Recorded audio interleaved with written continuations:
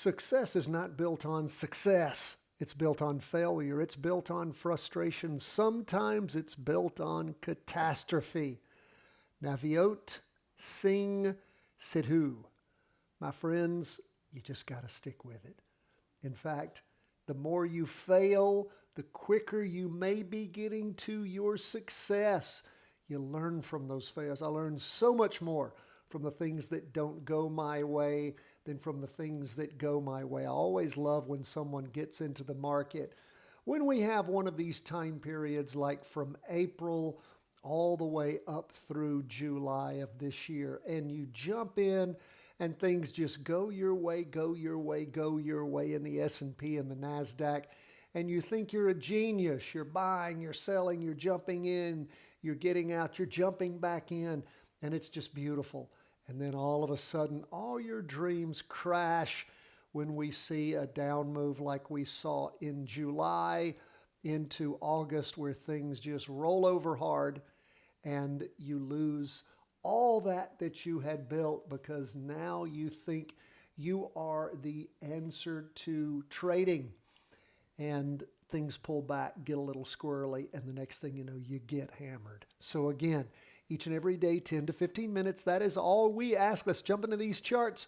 Big up day for the market. Now you look at the Heikin Ashi candlesticks, and at first glance, you think, well, we got a down candle here. Remember, Heikin Ashi candlesticks. In fact, I'm going to put our Heikin Ashi training at the end of today's video for you. If you haven't taken it, we have two trainings. We have the old one, several 100,000 people have listened to, and we have the newer one that is racking up lots of views also. It's the best one, and I'm going to share that one with you. Really want you to understand the calculation, how Heikin Ashi candlesticks are calculated, and why we use them. I've devoted a whole big chapter in the new book on, well, one is on traditional and the other is on Heikin Ashi, and it gives you the mindset that you need to actually understand why they do what they do and how to use them, particularly in line with volume. So as we start this week off, we do see a down candle. However, as we look at the half day, we can see where it did pop up 1.12% up in the morning, a little bit further up in the afternoon on the half day.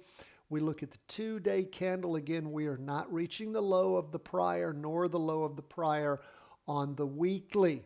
But again, we do see red down candles in the 2-day and the half day. We'll pay attention, see if this is just a short-term little pop-up and then things are going to go back to the norm, because we currently do have a down move there. Now, I will say that with some trepidation. Why? Because we didn't have any volume, did we? We didn't have volume in the pop-up. That is the interim high, and we didn't have volume in the rotation over. What we do have going for us is this ceiling things bounced off of, but it's not as good as volume. Now let's look at the NASDAQ 100. Where is it? It is up for the day also, 1.29%. Had some questions in the morning. We can see a red doji there, and then a little green spinning top in the afternoon. So lots of indecision in the morning and afternoon. And again, we look at where things are on the 2-day, not reaching the prior low, but things are going down. Same on the weekly. And again, don't have a lot of volume there. Well, about, I don't know what this, well, I know what this is. It's giving you key facts about positive money flows in early trading. We might be about halfway there on the 2-day.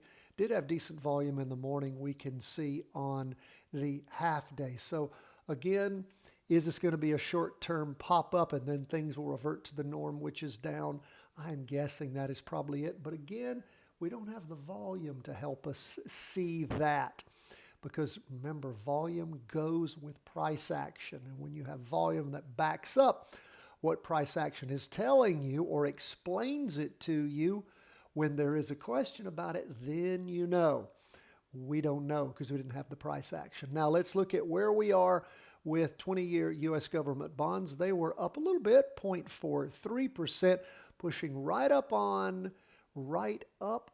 this ceiling. We'll see if they push through it and move on up. We've had the wicks go through, but we'll see if indeed the candle itself goes through. We can see on the 2-day stopping there.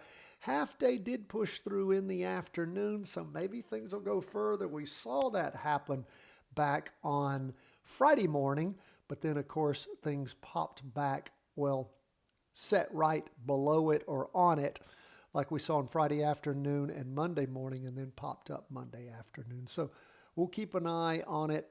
Again, if things do rotate over, we do have an interim high here from last week. That'd be nice if things did want to bounce off and weaken during the week, gave us some volume up to average or above average and a red spinning top. I'd be ready to short. Don't know if indeed that's going to happen or not.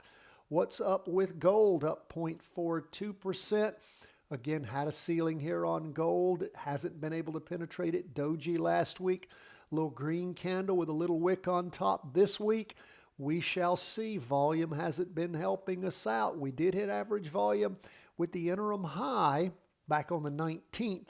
So that is Monday the 19th, that week beginning of August. So we'll see if indeed things do turn around in gold and start heading down, or if it gets a little juice and starts pushing up. Now here's the big one for the day. Bitcoin up 7.05% after having, really slid off this high of $72.26 all the way down to the low back on Friday. Friday afternoon, we can see that hit a low of $60.28. Popping up today rather strong. Now we look at, again, where we are as far as the candlesticks go. Got a red one there on the weekly, a red one on the first day of the latest 2-day candle. Don't have a lot of volume. Had decent volume last week. And, again, we'll just wait and see as this week continues to develop.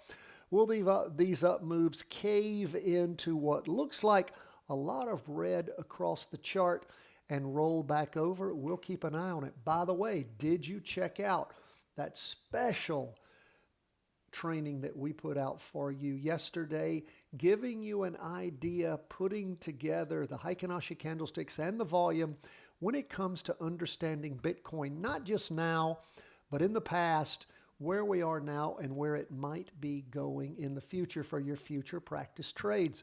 If you haven't, go to the website, chartingwealth.com. Check it out. We emailed it out to all of our subscribers yesterday, and it is available at chartingwealth.com also. I'd really encourage you to reviewing that Secrets of Bitcoin Price Movement. I think you will get a great deal out of it. We analyze the weekly chart going all the way back to 2017, up to date, and then some ideas about the future. Again, it's not trading advice. We're an education firm. Hopefully it'll help you make some successful practice trades as we move forward. God bless, my friends. All the best from the whole team at Charting Wealth World Headquarters.